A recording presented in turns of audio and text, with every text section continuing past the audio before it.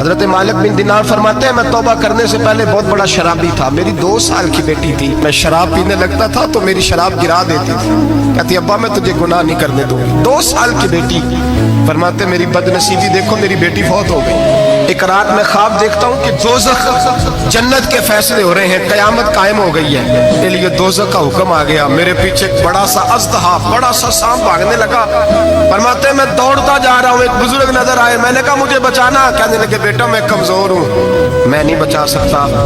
کہتے ہیں مجھے میرا اشارہ کیا، کہنے لگے پہاڑ کی طرف جا شاید تو بچ جائے۔ کہتے ہیں میں پہاڑ کی طرف جا رہا تھا تو وہاں سے بیٹی آ رہی تھی، میری بیٹی دوڑتی آئی، میری گود میں بیٹھی اور اژدہے سے کہنے لگی دفع ہو جا، تو میرے ابو کو نہیں جلا سکتا۔ کہتے ہیں وہ 2 سال کی بیٹی کی آواز سن کے وہ اژدہا بھاگ گیا، میری گود میں بیٹھ خواب دیکھنا، میری داڑھی سے کھیلنے لگی، کہنے لگی ابا میں تجھے منع کرتی ہوں نا شراب نہ پیا کر شراب۔ میں نے کہا بیٹے یہ کیا ہے سارا کچھ؟ کبھی ابا جی یہ تیرے برے عمل ہے جو اژدہا بن۔ تو بزرگ کون تھے؟ کہنے لگے بیٹے ابا جی وہ آپ کا نیک عمل ہے پر وہ کمزور بڑا تھا، آپ کو بچا نہیں سکا۔ ابا جی بس کر دیں، بس کر دیں، اب آپ برے کام نہ کریں، آپ توبہ کر لیں، جو پچھلے گناہ ہو گئے میں اللہ کی بارگاہ میں سفارش کروں گی، رب آپ کے معاف کر دے گا۔ مالک بن دینار فرماتے ہیں میری آنکھ کھلی تو میں پکی توبہ کر گیا۔